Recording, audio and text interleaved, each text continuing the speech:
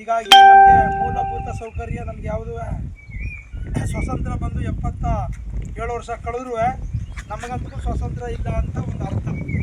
ಯಾಕಂದರೆ ಸರ್ಕಾರಕ್ಕೆ ನಾವು ಕೆಲವು ಮನವಿಯನ್ನು ಕೂಡ ನಮಗೆ ರೋಡ್ ಇಲ್ಲ, ಕರೆಂಟ್ ಇಲ್ಲ, ಮತ್ತು ರಸ್ತೆ ಇಲ್ಲ, ಕುಡಿಯೋ ನೀರಿಲ್ಲ ಅಂತೇಳಿ ನಾವೆಲ್ಲರೂ ಎಲ್ಲ ಕೂಡ ನಾವು ಮನವಿಯನ್ನು ಕೂಡ ಕೊಟ್ಟರು ಕೂಡ ನಮಗೆ ಸರ್ಕಾರ ಯಾವುದೂ ಮಾಡಿಕೊಟ್ಟಿಲ್ಲ ಇದುವರೆಗೂ.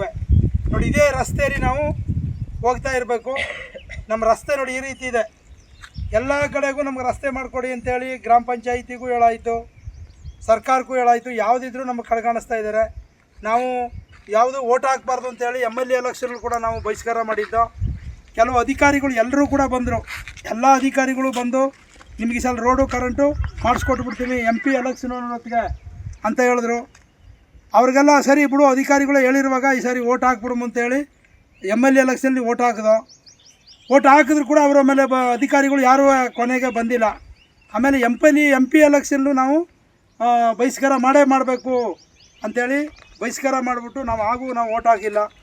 ಏನೇ ಮಾಡಿದ್ರು ಕೂಡ ಈಗಾಗಲೇ ನಮಗೆ ಯಾವುದೇ ಸರ್ಕಾರ ನಾವು ಇನ್ನೇನೂ ಇಲ್ಲ, ನಮಗೊಂದು ರೋಡು ಕರೆಂಟಾದ್ರು ಮಾಡಿಕೊಟ್ಬಿಟ್ರೆ ನಾವು ಹೆಂಗಾರು ಜೀವನ ಮಾಡೋಣ ಅಂಥೇಳಿ ನಾವು ಈಗ ಮಕ್ಕಳುಗಳು ನಡ್ಕೊಂಬರ್ಬೇಕಾದ್ರೆ ಒಂದು 3-4 ಕಿಲೋಮೀಟ್ರು ನಡ್ಕೊಂಡೇ ಬರಬೇಕು ಮಾದೇಶ್ವರನ ಬೆಟ್ಟಕ್ಕೆ. ಇವತ್ತು ನೋಡು 6ನೇ ಕ್ಲಾಸ್ ಮುಗಿಸಿ 7ನೇ ಕ್ಲಾಸು ನಮಗೆ ನಮ್ಮೂರಲ್ಲಿ 7ನೇ ಕ್ಲಾಸ್ ಗಂಟ ಸ್ಕೂಲ್ ಇದೆ.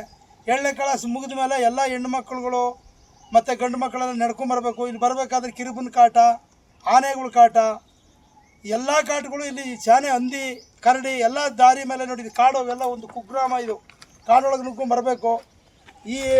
ಆ ಥರ ನಾವು ಮಾದೇಶ್ವರನ ಬೆಟ್ಟಕ್ಕೆ ಬಂದು ಹೈಸ್ಕೂಲಲ್ಲಿ ನಾವು ವಿದ್ಯಾಭ್ಯಾಸ ಮಾಡಬೇಕು. ಭಾಳ ಕಷ್ಟ ಇದೆ. ನೀವು ಹೆಂಗೆ ಹೋದ್ರಿ, ನೀವು ಓದಿ ವಿದ್ಯಾಭ್ಯಾಸ ಮಾಡಿದರೆ ನಾವು ಯಾವ ಥರ ನಮ್ಮ ಮಕ್ಕಳುಗಳ ಓದಿಸೋದು?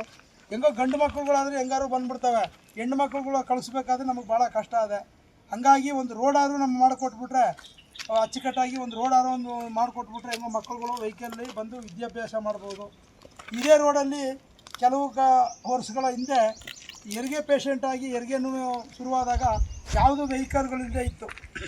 ಇಲ್ಲದೇ ಇದ್ದಾಗ ಜೀಪ್ಗಳು ಸಿಕ್ಕದೇ ಇದ್ದಾಗ ನಾವು ತೊಟ್ಲು ಕಟ್ಕೊಂಡು ಈ ರೀತಿ ನಾವು ತೊಟ್ಲು ಕಟ್ಕೊಂಡು ಬರಬೇಕಾದ್ರೆ ಆ ತೊಟ್ಲು ಕಟ್ಕೊಂಡು ಬರಬೇಕಾದ್ರೆ ಕುಲ್ಕಿ ಆ ಮಗನೂ ಸತ್ತೋಯ್ತು. ಅಲ್ಲೋಗಿ ನೋಡಿದಾಗ ಇನ್ನೊಂದು 10 ನಿಮಿಷಕ್ಕೆ ಮೊದಲೇ ಬಂದುಬಿಟ್ಟಿದೆ, ನಿಮ್ಮ ಮಗ ಜೀವ ಉಳಿಸ್ಬೋದಾಗಿತ್ತು.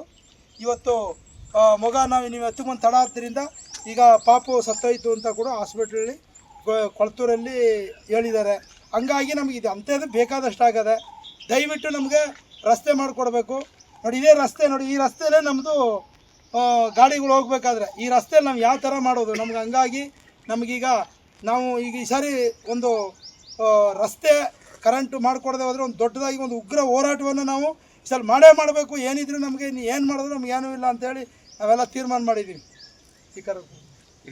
ಇದೇ ಒಂದು ಆಸಕ್ತಿಯಿಂದ ಈಗ ನಮಗೆ ಈ ವಾರಾಣ್ಯದಲ್ಲಿ ಬರೋಕ ನಡೀಲಿ ಈ ರೋಡ್ ವ್ಯವಸ್ಥೆ ಈ ಬೈದಿಂದಾಗಿ ಹಾಗೆ ಯಾವ ಸ್ಕೂಲು ಇರಲಿಲ್ಲ. ಹಾಗೆ ನಮ್ಮ ಸ್ಕೂಲು ಅಭ್ಯಾಸ ಅಂತೂ ಹಾಳಾಯಿತು. ಇದರಿಂದ ಮುಂದೆ ನಮ್ಮ ತಾತ ನಮ್ಮ ಅಪ್ಪರ ಕಾಲದಿಂದನೂ ಹಿಂಗೆ ಅದೇ ರೋಡು, ಇನ್ಮೇಲೆ ನಮ್ಮದು ಹಾಳಾಯಿತು. ಇದರಿಂದ ಮುಂದೆ ನಮ್ಮ ಮಕ್ಕಳ ಜೀವನ ಒಳ್ಳೆಯದಾಗಿರ್ಬೇಕು ಅಂತ ಬೇಕಾದರೆ ರೋಡು ಕರೆಂಟ್ ಆಗಬೇಕು. ದಯವಿಟ್ಟು ಸರ್ಕಾರ ಮಾಡಿಕೊಡ್ಬೇಕು ಅಂತ ಸರ್ಕಾರದಲ್ಲಿ ಮನವಿ. ಮೂಲಭೂತ ಸೌಕರ್ಯ ಮಾಡಿಕೊಡದ ಭ್ರಷ್ಟ ಸರ್ಕಾರಕ್ಕೆ ಧಿಕ್ಕಾರ. ಮೂಲಭೂತ ಸೌಕರ್ಯ ಮಾಡಿಕೊಡದ ಭ್ರಷ್ಟ ಸರ್ಕಾರಕ್ಕೆ ಧಿಕ್ಕಾರ. ಮೂಲಭೂತ ಸೌಕರ್ಯ ಮಾಡಿಕೊಡದ ಭ್ರಷ್ಟ ಸರ್ಕಾರಕ್ಕೆ ಧಿಕ್ಕಾರ.